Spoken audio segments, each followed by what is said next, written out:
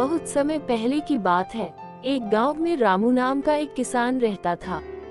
रामू एक ईमानदार और मेहनती व्यक्ति था, लेकिन उसकी आर्थिक स्थिति बहुत अच्छी नहीं थी।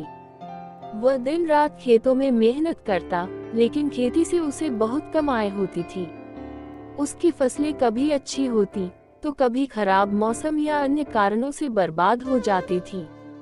फिर भी रामू हमेशा अपने काम में लगा रहता और सोचता कि एक दिन उसकी मेहनत रंग लाएगी। दूसरी ओर उसी गांव में सेठ लाला रामप्रसाद नाम का एक धनी व्यापारी रहता था। वह गांव के सबसे अमीर व्यक्ति थे और उनके पास बहुत सारी जमीनें और संपत्ति थी। सेठ रामप्रसाद अपने धन के कारण गांव में बहुत इज्जतदार माने जाते थे, लेकिन वह घमंडी और स्वार्थी व्यक्ति थे। उनका मानना था कि धन ही सबसे बड़ी ताकत है और जिसके पास धन है वही सब कुछ हासिल कर सकता है। एक दिन रामू के खेत में फसल अच्छी हो गई। वह बहुत खुश हुआ और सोचा कि इस बार उसे अच्छा मुनाफा होगा। परंतु उसे अपनी फसल बेचने के लिए कुछ धन की आवश्यकता थी ताकि वह बाजार में ले जा सके। रामू के पास इतने पैसे नहीं थे कि वह अपने अनाज को बाजार तक पहुंचा सके। मजबूर होकर वह सेठ रामप्रसाद के पास गया और उनसे कुछ धन उधार मांगा।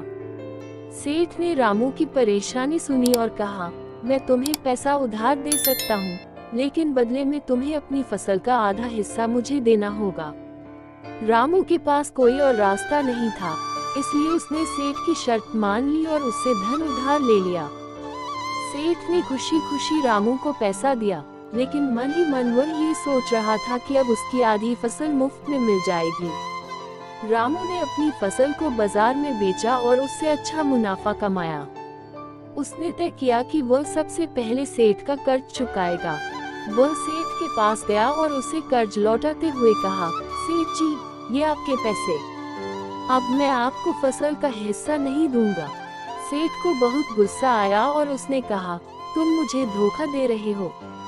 हमारी शर्त थी कि तुम मुझे अपनी फसल का आधा हिस्सा दोगे। रामू ने मुस्कुराते हुए कहा, सेठ जी, शर्त ये थी कि मैं आपकी मदद के बदले आपको फसल का हिस्सा दूंगा, लेकिन आपने केवल धन उधार दिया था।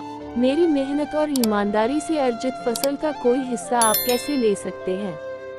मैं आपका उधार चुका चुका हूँ और अब मेरा किसी से कोई लेन देन बाकी नहीं है। सेठ को कोई उत्तर नहीं सूझा।